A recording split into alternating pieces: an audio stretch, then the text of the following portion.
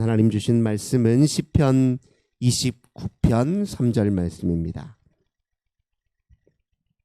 시편 29편 3절의 말씀입니다. 시편 29편 3절 말씀, 한 절 말씀을 우리 한 목소리로 함께 봉독합니다. 여호와의 소리가 물 위에 있도다. 영광의 하나님이 우렛소리를 내시니 여호와는 많은 물 위에 계시도다. 아멘. 오늘도 우리 주님과 함께 이 복된 날 시작하시는 우리 모든 성도님들, 하나님께서 하늘의 크신 은혜와 평화 가득 부어주시길 주님의 이름으로 간절히 기원합니다.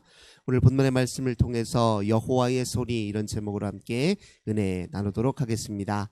오늘 시편 기자는 삼라만상 자연 속에 깃든 하나님의 소리에 주목하고 있습니다. 그 소리를 듣고 찬미하고 하나님 앞에 찬양을 올려드리는 시를 오늘 고백하고 있는데요. 이 여호와의 소리라는 건 물론 상징적인 표현입니다. 그런데 우리가 가만히 곰곰이 창세기의 말씀을 다시 헤아려 보면요, 만유는 여호와의 소리를 통해 존재하게 되었잖아요. 빛이 있으라 하니 빛이 생겼다 이야기합니다. 만유는 여호와의 소리, 여호와의 말씀에 근거하여 그 존재를 얻었습니다. 모든 존재하는 게 다 그래요. 여호와께서 말씀하시니, 여호와께서 소리를 발하시니 그것이 생겼습니다. 근데 모든 존재의 근원은 다 소리에 있다, 이렇게 해도 과언이 아닙니다.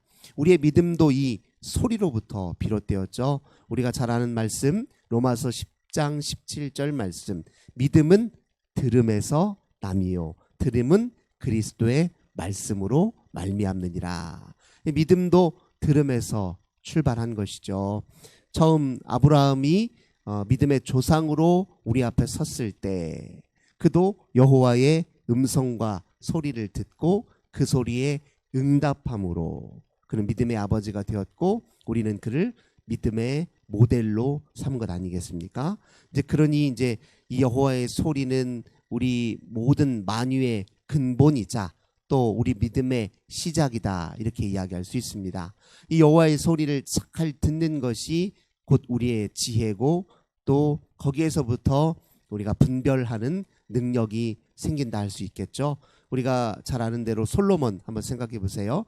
그가 하나님 앞에 예배를 드리고 나서 하나님이 내게 무엇을 주랴 했을 때 그가 구하는 것이 무엇이었냐면, 하나님, 제가 이 수많은 사람들 잘 다스리려면 시시비빌도 잘 가려야 되고, 또 재판할 때 잘 그것을 분별할 수 있는 지혜가 필요한데, 그때 그걸 뭐라고 표현하냐면 듣는 마음을 제게 주십시오, 이렇게 표현해요. 그것이 곧 지혜죠. 그러니까 듣는 마음이다. 솔로몬이 그걸 듣는 마음을 달라고 구했을 때 하나님이 네가 분별하는 지혜를 구했으니 내게 그것에 더해서 너에게 큰 부도 주고 영예도 줄 것이다, 이렇게 말씀하신 거거든요. 듣는 마음, 그건 분별하는 지혜고, 그 무엇을 듣겠다는 것입니까? 여호와의 소리와 음성을 듣겠다는 뜻이죠. 그러니까 바로 우리의 지혜도 듣는 마음에서 생기는 것입니다. 또 이것은 우리 내면의 소리이기도 하죠. 우리 마음속에서 들려오는 수많은 생각들, 또 우리 마음속의 충동, 내적 충동, 욕망의 소리, 이 모든 것들을 다 내려놓고 우리 마음속에서 여호와의 음성을 듣는다. 이것은 사실은 굉장히 우리 신앙생활에 있어서 중요한 요소입니다. 우리 예수님께서 요한복음 10장 2절 3절에서 뭐라고 하냐면, 나는 양의 문이다, 이런 말씀을 하셨잖아요. 그리고 양들은 주인의 소리를 잘 듣고 분별한다. 양은 내 음성을 안다. 양은 주인의 목소리를 알거든요. 이 양이 본래 그 눈이 굉장히 좋지 않다고 합니다. 그리고 다리도 짧잖아요. 그래서 빠르지도 않아요. 그러니까 양은 사실은 이 야생에서 들짐승들의 위협에 자기를 지킬 수 있는 힘이 많지 않습니다. 근데 양이 자기를 지키기 위해서 하는 가장 중요한 힘은 어디에 있냐? 주인이 부를 때 그 음성을 잘 알아듣고 또 거기에 반응함으로써 자기를 지킨단 말이죠. 이 양이 얼마나 이 듣는 귀가 잘 발달해 있냐면, 실제로 목초지에 가보면 여러 주인의 양들이 서로 섞여 있다는 거예요. 그러니까 거기에 한 사람의 한 목동의 양만 있는 게 아니라 여러 목동의 양들이 막 뒤섞여 있다가 근데 그렇게 한참 풀을 먹다가 주인이 소리를 내면 정확하게 자기 주인의 목소리를 듣고 그 주인을 쫓아간다는 거예요. 막 섞여 있다가도. 근데 그만큼 청력이 발달돼 있습니다. 이제 그래서 그 양의 그 발달된 청력을 비유 삼아서 예수님께서 우리 믿는 자들은 이렇게 주인의 목소리를 잘 듣고 분별할 수 있는 힘이 믿음을 지키는 힘이라는 것을 이제 비유적으로 말씀하셨죠. 우리 속에 수많은 생각들이 오고 가지만 그 생각이 전부 다 우리에게 유익한 건 아니거든요. 그 중에는 거짓도 있고 우리를 파괴적인 삶으로 이끄는 잘못된 생각들도 있잖아요.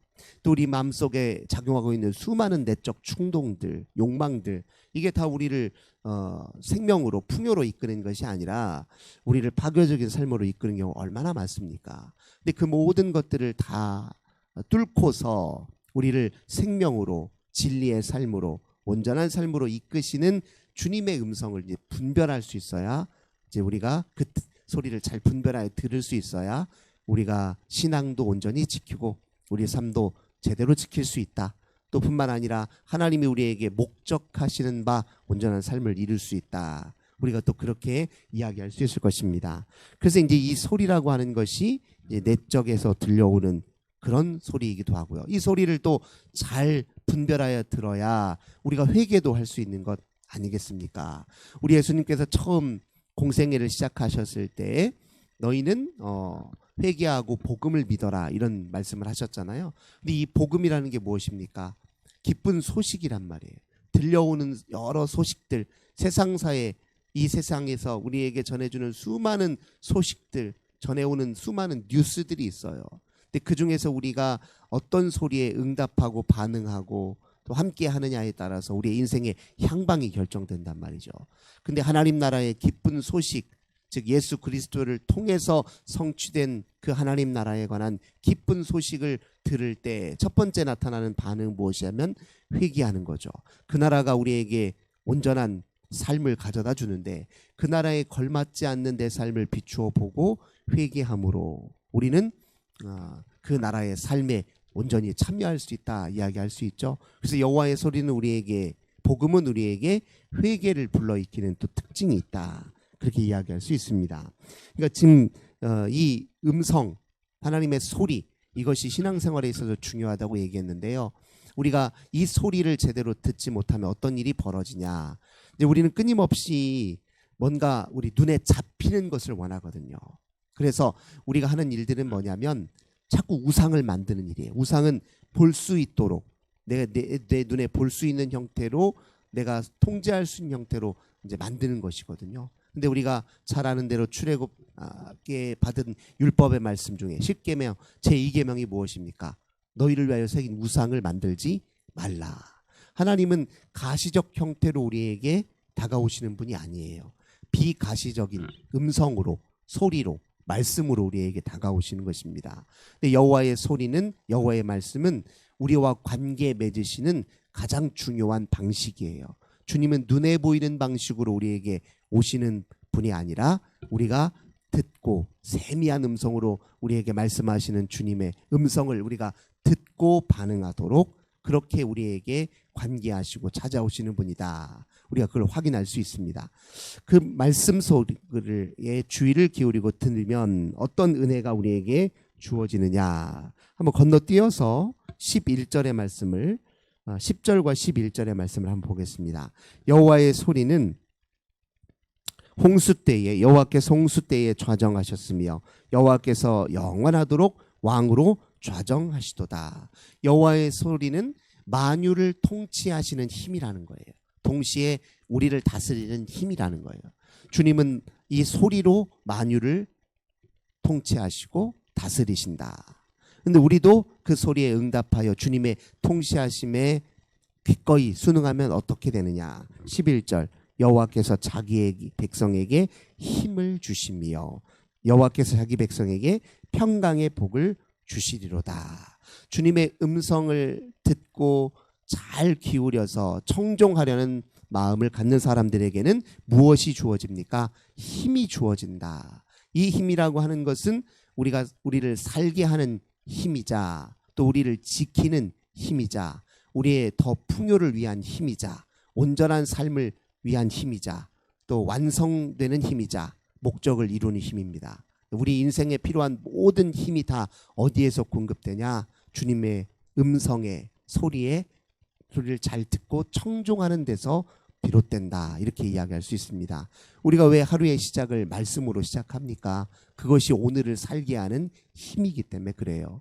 우리가 기도할 때 우리의 바람도 주님께 이야기하지만 기도하는 중에 또 우리는 주의 음성을 듣는 것이거든요. 우리를 향하신 주님의 선하신 뜻을 깨닫는 것이거든요. 또 우리를 어떻게 이끄시는지 분별할 수 있는 눈을 갖는 것 아니겠습니까? 그러니 이 기도는, 또 이 말씀의 청종은 오늘 하루를 살게 하는 힘이다. 이렇게 이야기할 수 있습니다. 그러니까 우리가 살다 보면 때로는 번아웃 될 때가 있어요. 소진될 때가 있습니다. 기운도 빠질 때가 있어요. 심리적인 에너지가 빠져나갈 때가 있단 말이에요. 그럼 그때 우리가 기력을 회복할 수 있는 가장 큰 힘이 무엇입니까? 뭐 영양제를 챙겨 먹는 것도 중요하죠. 보약을 먹는 것도 중요하고 잘 먹는 것도 중요하지만 무엇보다도 주님의 소리를 청종하는 것이 우리가 기력을 회복하는 가장 중요한 원리예요. 엘리야도요, 우리가 잘 아는 것처럼 아합과 이세벨의 그 우상 숭배와 혼자서 그렇게 대결하다가 어느 순간 번아웃 돼 버렸잖아요. 그래서 로뎀나무 그늘에 앉아서 하나님, 저 너무너무 힘듭니다. 왜 제가 이렇게 애쓰고 수고해도 결과가 이렇게 크게 달라지는 게 없습니까? 제가 그 수많은 바알의 선지자들과 싸워 이겼는데도 불구하고 이세벨이 저렇게 아직도 기세가 등등해서 저를 잡아 죽이려고 하니 제가 이제 어디에 희망을 두고 어떻게 삽니까? 차라리 제 목숨을 거두어 주십시오 했을 때 하나님께 어떻게 하셨습니까? 일단은 쉬라고 얘기하셨어요. 그리고 먹을 것을 충분히 갖다 주셨단 말이에요. 그리고 나서 그 이후에 어떻게 하셨냐면 하나님이 불 가운데 지진 가운데도 하나님이 안 계시더니 세미한 음성으로 엘리야에게 오셨잖아요. 엘리야가 그 음성을 듣고 다시 어떻게 됩니까? 다시 벌떡 일어나서 예전처럼 똑같이 주님의 선지자로서의 사명을 감당할 수 있었거든요. 그러니까 우리가 뭔가 삶에서 기운이 빠져요. 이렇게 뭘 해도 힘이 안 나. 마음속에 허전한 마음이 가득해요. 우울감도 생겨요. 그때 우리는 더 주님의 소리, 주님의 말씀을 더 가까이 해야 됩니다. 주의 음성을 듣기 위해서 기도 자리를 더 찾아야 하는 것이죠. 너무나도 분명한 길이에요. 하나님이 이 길을 너무나도 선명하게 우리에게 제시했어요. 우리가 이 길을 잘 걷지 않고 그 말씀의 능력을 제대로 헤아려 맛보려고 하지 않아서 그렇지 길은 이미 제시되어 있다는 거죠. 소리를 듣는 사람들에게 힘이 생긴다. 동시에 또 평강의 복을 주시겠다. 그렇게 말씀하시잖아요. 우리가 그렇게 원하는 마음의 평화, 내적인 평화, 평화로운 삶, 복된 삶, 이게 다 주님의 소리와 말씀을 청종하는 데 있다라고 오늘 시편 기자가 분명히 이야기하잖아요. 들으려고 하면 어디서든 주의 말씀을 사실은 들을 수 있습니다. 성경을 펴고 말씀을 읽을 때도 들을 수 있지만요, 우리 일상의 한 복판에서도 우리가 주의 이름을 부르며 주님을 생각하기만 해도 우리는 주님의 소리를 사실은 분별할 수 있습니다. 우리를 둘러싸고 있는 모든 만물이 전부 다 하나님의 소리를 다 머금고 있어요. 이 시편 기자가 다 오늘 이 자연 세계 속에서 여호와의 소리를 듣는 것처럼 들으려고만 하면 사실은 얼마든지 들을 수 있다. 사실은 오늘 시편 기자의 이 고백 속에 사실은 그런 의미가 담겨져 있어요. 안 들으려고 하니까 그렇지. 주를 생각하지 않고 어떻게든 자기 고집대로 살려고 하니까, 자기 생각대로 살려고 하니까, 자기가 뜻하고 원하는 대로만 살려고 하니까 문제지, 자기 고집을 내려놓고 자기 생각을 의심하고 자기 욕망이 내 삶에, 내 뜻이, 내 욕망이 곧 내 삶에 좋은 것이냐, 그렇게 하는 마음가짐만 좀 내려놓고 들으려고만 하면 주님은 우리가 마치 태풍처럼 저 하늘의 큰 우르르 우레소리처럼 그 말씀을 들을 수 있도록 도우시겠다. 오늘 시편 기자를 통해서 이야기하십니다. 그래서 오늘 우리가 읽었던 본문이 뭐라고 해요? 여호와의 소리가 물 위에 있고 영광의 하나님이 우레소리를 내신다 이렇게 얘기해요. 이 시편 기자가 볼 때는요, 여호와의 소리가 우레소리처럼 막 우르르 쾅쾅 번개 소리보다 더 크게 들린다는 거예요. 여호와의 소리가 그 세상에 어떤 소리보다 더 크게 들린다는 겁니다. 이 말은 내가 그 무엇보다도 여호와의 소리에 반응하는 데 힘쓰고 있다 뜻이에요. 막 무슨 별의별 소리, 사람의 소리가 많이 들려와요. 막 그렇죠. 우리가 주변 사람들의 소리에 이렇게 좌지우지 될 때 얼마나 힘드냐고요. 남의 목소리에 좌지우지 되는 사람은요, 자기 행복을 남에게 저당 잡히며 사는 거하고 똑같거든요. 남들이 이렇게 얘기하면 또 거기에 귀에 쏠깃, 남들이 저렇게 얘기하면 또 거기에 귀에 쏠깃. 물론 들을 만한 소리는 또 들어야죠. 지혜로운 사람, 또 나보다 믿음이 깊은 사람, 내가 볼 때 내 인생을 좋은 곳으로 인도해 볼 만한 그런 사람의 소리는 들어야 되겠죠. 하지만 우리가 일반적으로 우리 마음을 뒤흔들고 혼란으로 이끌고 방황하게 하고 마음에 상처를 주고 하는 그런 소리들 우리가 귀담아 담아야 이유가 어디에 있습니까? 세상에 아무리 큰 소리도 주님의 소리보다 유익한 소리가 어디에 있냐고요. 그러니까 큰 소리에 주목할 것이 아니라 여호와의 소리에 주목한다는 거예요. 그 소리를 마치 우레소리처럼 들을 줄 아는 사람이 신앙이 건강한 사람이고, 이런 사람들이 인생에서도 승리한다라는 것을 우리가 시편 기자의 고백을 통해 다시 한번 생각합니다. 오늘도 그 무엇보다도 주의 음성, 주님의 소리에 귀를 기울여 오늘 하루의 삶을 승리하시는 저 우리 모든 성도님들 되시길 주님의 이름으로 간절히 기원합니다. 좋으신 주님 감사합니다. 우리는 일생 주의 소리에 응답하며 살아야 되는 사람들입니다. 주님 듣는 마음을 주옵소서. 분별하는 지혜를 우리에게 주셔서 수많은 소리들이 우리 귓전을 하나님 맴돌고 있지만, 우리 마음속에 수많은 생각들이 오고 가지만 오직 우리는 영원하신 주님의 말씀과 주의 음성에 반응하고 응답하고 청종하여 승리하는 저희들 되게 하옵소서. 주 예수님의 이름으로 간절히 기도드립니다. 아멘. 오늘도 우리 환우들을 위해서, 가정의 자녀들을 위해서, 교회와 나라와 민족을 위해서 함께 기도하겠습니다. 주님 감사합니다. 오늘도 저희들을 부르셔서 그 부르심에 응답하여 주께 왔습니다. 오늘도 주님께 우리의 마음을 드리오니 우리 중심에 임하소서, 성령으로 임하소서, 우리를 붙드소서. 오늘도 주님의 음성에